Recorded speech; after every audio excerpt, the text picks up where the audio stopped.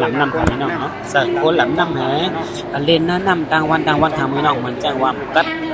กัดไม่ผู้ค่ะเนาะตีว่าไม่ก็ดีว่าไม่ก็หยุดน้ำค่ะเนาะมันกัดของเราเนาะลุยเดียนจอมป่าเนี่ยนี่ก็เป็นเน็ตแลนกว่าทั้งมันเน็ตแลนกว่าแต่เดหาตั้งลงกว่าด้วยตั้งเตอจอมเปิลนะครับพี่น้องนั่นเน็ตแลนค่ะเน็ตแลนแอนไวแลนไวแอนไวครับพี่น้อง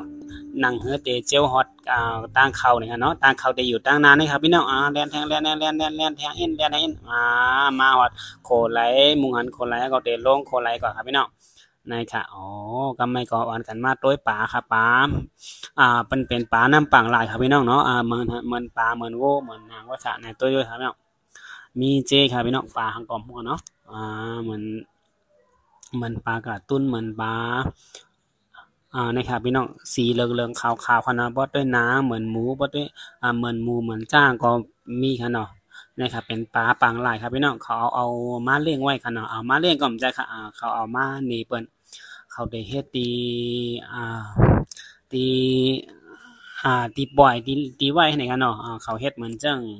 เตอปังลายให้ก็ปั่นเปิ้นต้วยไว้นี่เนาะกันเจอในก็ได้เป็นตีเปิ้นต้วยจื้อปลานี่ค่ะเนาะตีว่าคือว่าหาได้ฮู้คำป้อหมอลาดค่ะเนาะนะครับพี่น้องอ่อนมาด้วยปลาแห้งกำค่ะนี่ค่ะเนาะจะเป็นปลา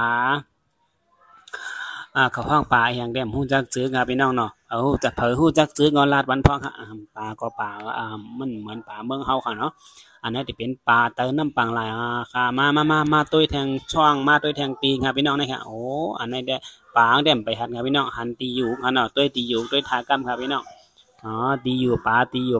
ได้พี่น้องนี่ค่ะปลาหันเนาะปลาสีลายเหลืองๆนะครับพี่น้องเนาะนะครับตัวเล็กๆสักกินเยอะแยะจะไหนนะครับพี่น้องได้เนาะอันนี้ก็เป็นปลาแทงเมียวนี่ค่ะเนาะมาแทงผังครับพี่น้องมาแทงผังครับอันนี้ก็เตะเป็นปลาอย่างไปหันปลาตึกหันกวนปอกแคบหางครับพี่น้องเนาะนี่ค่ะตั้งลูกอ่อนโดนให้ก่อนจ้าเหมือนพี่น้องนี่ค่ะนี่ครับพี่น้องมาตัวแทงครับพี่น้องอันนี้ก็ตีห้องปลาไอ้สั่งมุกเนาะเผาหูจักก็จอยลาดหนีพองครับพี่น้องตีอยู่ก็เฮ็ดไว้จอมเหมือนจังต้นน้ำเอียงเจ้าไหนค่ะเนาะนี่ครับพี่น้องปลาก็มีเจมีจอดครับพี่น้องเนาะปลาได้เป็นปลาน้ำปังหลายครับพี่น้องเนาะนี่ค่ะเขาเฮ็ดไว้ก็หางหลีหางงามครับพี่น้องเนาะบ่ใครมาเลยก็มาเลยด้วยเลยครับมันอยู่ที่ปางแสนอยู่ชลบุรีนี่ครับพี่น้องเนาะแต่เป็นห้องเนื้อห้องเป็นเฮ็ดไว้กาเขาก็80 บาทครับพี่น้อง80 บาทก็กึ่งอยู่ครับตีกว่าตีตุ้ยก็กวางนะครับในพี่น้องตุ้ยเนาะกวางนะครับเฮ็ดไว้ก็หางหลีนะครับกัดหลีคาเนาะมันเป็นเหรินหาเพราะว่าอยู่ตั้งนอกได้ไหมนะครับเพราะเขามาในได้กัดเงี้ยครับพี่น้องเป็นห้องแอร์ค่ะเนาะก้นเหล่ก่อนน้ำก้นมาตุ้ยก่อนน้ำครับพี่น้องมาตุ้ยกะกำนำก็จะเป็นก้นต่างคือก้นดอกเมืองค่ะเนาะแต่เป็นก้นไต้ได้แต่มีหมอเฮาค่ะ3 4 5 6ก็จะในงานกว่านะครับพี่น้องด้วยเขาเฮ็ดไว้เป็นมานเฮ็ดเป็นโอดขึ้นกว่าตั้งหนึ่งครับพี่น้องเนาะแล้วก็มีป่าเนินขนาดก้นก็อ่อนกันปั่นต้ยครับปั่นบ่เคยหอบกันเนาะนะครับเปิ้นก็ปั่นเข้าปั่นต้ยจ้ำกันครับพี่น้องเนาะต้ยกับต้ยมากก็ป่าก็เหมือนทางใครเหมือนกันหมดครับพี่น้องเนาะเป็นป่าป่าลายเล่นๆพุดป่าลายเล่นๆครับป่ามุ้งป่าลูกแก้มมีค่ะเนาะแต่เป็นป่าปังลายหลายๆครับพี่น้องนะครับป่าอย่างแบบฮู้จักค่ะเนาะตัวนั้นไหนค่ะนั่นก็มีอันนี้ก็เขานี่เฮ็ดไว้หางแหมีป้าจื้อกันเนาะพอใกล้ก็อ่านพ่อป้าจื้อให้กันว่าอันในเต็มตั้นห่อเนี่ยค่ะเนาะมีอ่านตัวได้หลายครับพี่น้องนะครับตัวกว่าตัวมาบางอันก็เหมือนทางเหมือนปลาทูไว้ครับพี่น้องปลาทูท่านซ่านกันเนาะปลาทูปลาซ่านครับพี่น้องนี่ค่ะนะครับพี่น้องในตางกว่าแทงครับกว่าด้วยแทงกว่าด้วยจอมแทงครับพี่น้องแลนกว่าด้วยแลนกว่าแทงตางครับพี่น้องจอมหิมหอมในกองเขาเตรียมไว้นะครับพี่น้องหางแผ่นดินในตีห้องนี่ปื้นห้องป่าเขานะครับพี่น้องเนาะกว่าจอมกว่าด้วยแทงครับพี่น้องมาฮอดแทงจริงครับปลาอย่างครับพี่น้องเอื้อป้าไว้อยู่นี่เนาะป้าจอมหมักหินนี่ก็เป็นปลาครับพี่น้องปลามีจอดครับพี่น้องปลาหลากหลายมาด้วยจอมกันครับพี่น้องนะครับลูกอ่อนก็ใครไล่ปลา แหวนเสือแหวนเสือมันจังเอาขนาดมันอยู่ในหมามีหมันให้ไว้ค่ะย้อนปองลาดปองใครอุ้มใครอุ้มมาใครอะไรปลาแดงหัวนี่ครับพี่น้องมีเจนนะครับพี่น้องเนาะแนวลูกอ่อนก็เหมยสงคาว่ะนะครับปลาเขียวๆสอมๆครับพี่น้องเนาะหางทำลายๆเหลืองๆนะครับปลาอย่างกับหมูกันเนาะมันหลีตัวอยู่เมียวครับพี่น้องเนาะมีเจมีจอดมีป่าเมืองเฮายามพันครับพี่น้องนำเมืองเฮาได้มันแลเต็มมีครับป่าจ้าในเนาะนะครับมันเต็มกินเติกเลือนครับพี่น้องนะป่าเมียไหนได้เอาเติกเลือนมาเลี้ยงในแลเต็มได้ขนาดแต่เป็นป่ากินป่ากิดเป็นป่าน้ำเจมครับพี่น้องเนาะป่าอยู่นั้นน้ำปังไหลแต่เป็นป่าน้ำเจมนะครับพี่น้องนี่ก็มีแทงอันดักหลักหลายๆแทงอันครับพี่น้องมันเหมือนทางมีเจอแต่ว่ามีเจอมันทำต้งเข้ามาแต่ว่ามีเจอทำเหมือนทางเป็นเหมือน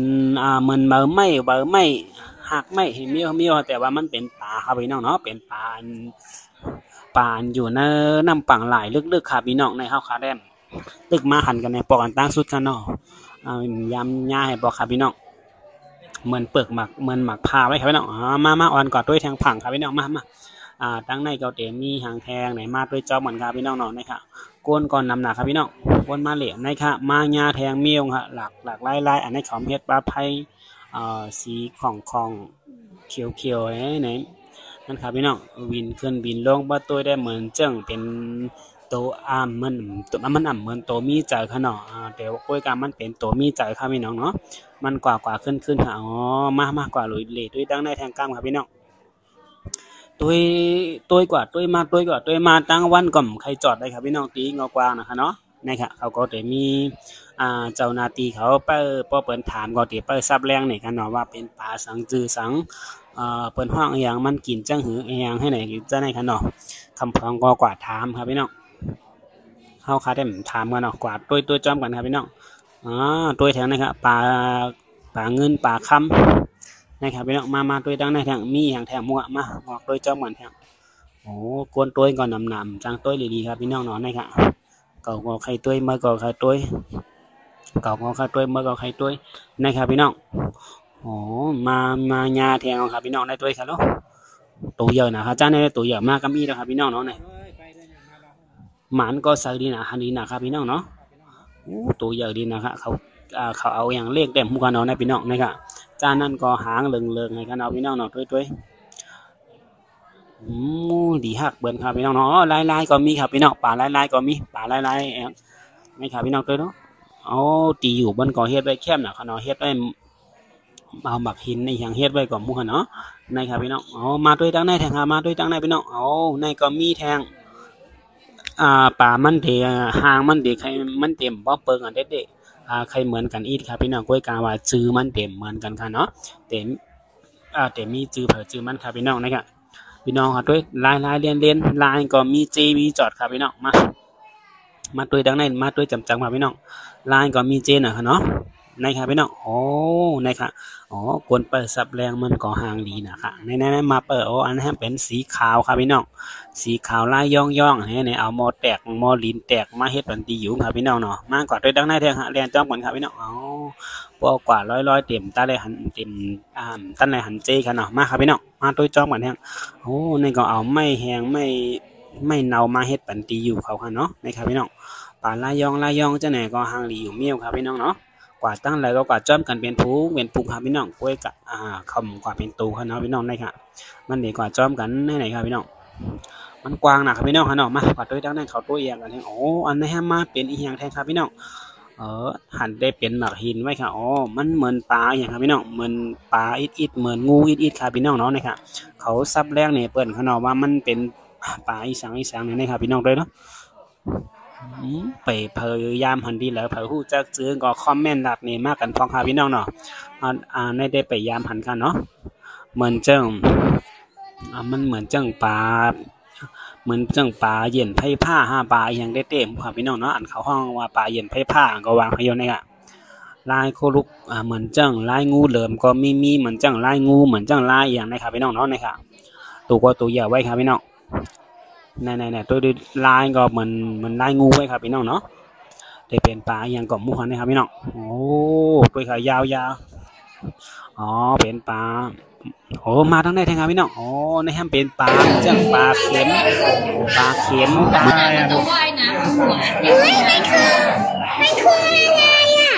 ถ้าเราเปิดตามปกติเขาจะอาศัยอยู่ส่วนล่างค่ะเขาจะอาศัยคือปลาอะไรอ่ะลูกทะเลค่ะ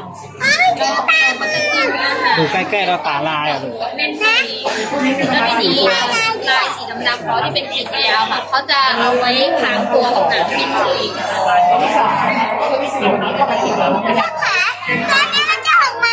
ใช่มันอยู่ในทรายเพื่อจำปลาลายไม่รู้ปลาอะไรไปถามพี่เขาสิปลาไหลส่วนลายจุดค่ะแล้วก็จะมีม้าน้ำแล้วก็มีปลาไหลมีโกนค่ะม้าที่ค่ะเขาแน่นๆแล้วก็จะมีกระสีส้มๆทางตัวนี้ใช่เราฟังใช้ได้มันจะเป็นปลาลายครับพี่น้องเนาะเนี่ยปลาไม่มีมูมูนะครับนั่นเหมือนมูครับพี่น้องมูคือปลาอะไร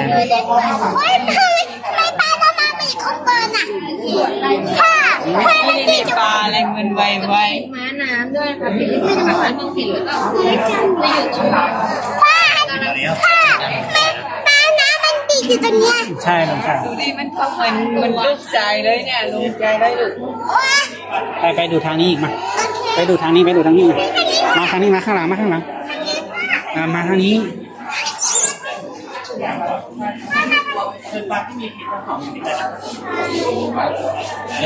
รปลา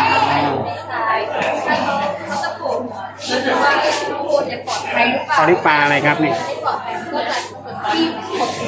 ตรงนี้จะมีปลา2ตัวนะครับพี่จะมีปลาด้านนี้นะครับเป็นปลาสิงโตปีกยาวนะครับเป็นปลาที่มีพิษนะครับที่เขาจะอยู่ตามเนี่ยครับเส้น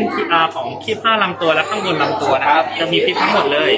แล้วก็มีด้านนั้นนะครับเป็นปลาหินเป็นปลาที่มีพิษเหมือนกันนะครับอันนี้เหรอครับผมเนี่ยครับลักษณะคล้ายๆก้อนหินเลยนะครับเห็นไหมลูกเห็นไหม